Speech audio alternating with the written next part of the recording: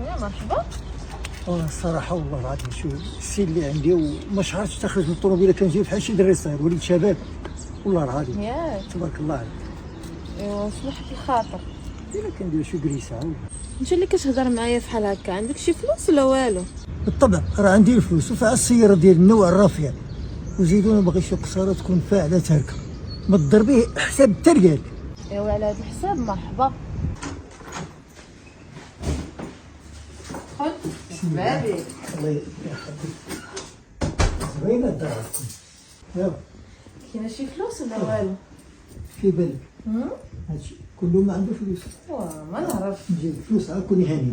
ياك ايوا صافي غنخلي لك الراحه ما نتقادرش. عافاك ما تعرفوش علينا صافي عندي غرض. شكرا.